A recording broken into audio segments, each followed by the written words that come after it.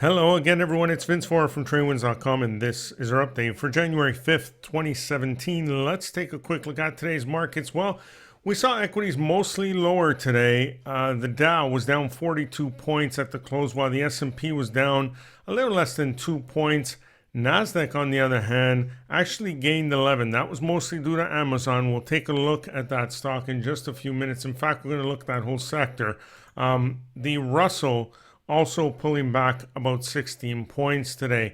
While bonds were up significantly, the 20-year Treasury ETF, TLT, up almost 2 full points here and back to the 122 area. So clearly putting in a new high here. Now, on the next pullback, we'll see if we can get a higher low here. We did have one here, and that would actually pretty much confirm that we are headed towards this gap here. There is a gap. Top end of it is at 130. Can it get there? It's got a lot of work to do, but this one has been beaten down pretty good. Looking at the weekly chart here, you can see that sure, it can get close, but there's not only this downsloping 20 that it's going to face, but there is resistance up ahead near the 128 level. So it does certainly have its work cut out for it. Now, gold today bounced significantly, up almost 16 points today.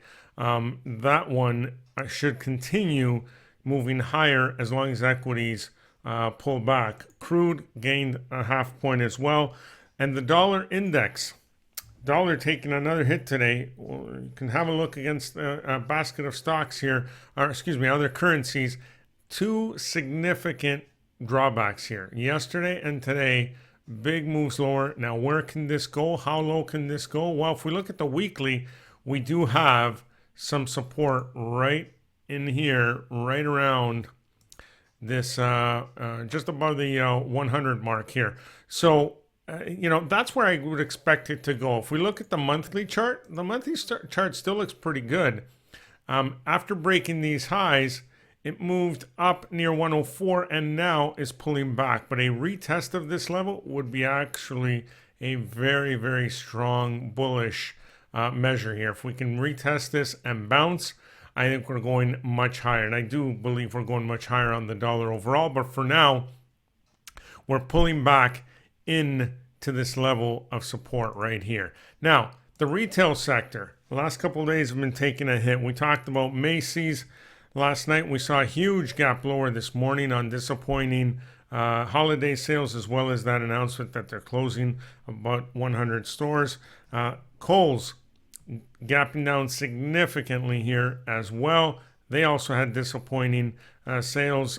Sears Holdings today announced closures of about 150 stores, and they were up early on that news, but completely faded and gave it back. You could see the downward momentum. I think this is headed lower clearly, and I don't even know if they'll survive at this point. They're in a whole lot of trouble, but there's a clear shift happening. That clear shift is an obvious move from the old brick and mortar physical store locations to online sales, and that's where Amazon comes in. News came out today that Amazon accounted for 38% of all online sales over the holiday season. Just a phenomenal move, and obviously they benefited today, up over 23 points. Now, we still don't have momentum here on the daily chart, but certainly a very, very healthy one-day move that will probably see some follow through on tomorrow. So we'll continue to keep an eye on Amazon, but that shift seems to be clearly in place. That's about it for now. Enjoy the rest of your day, and we'll see you on our next update.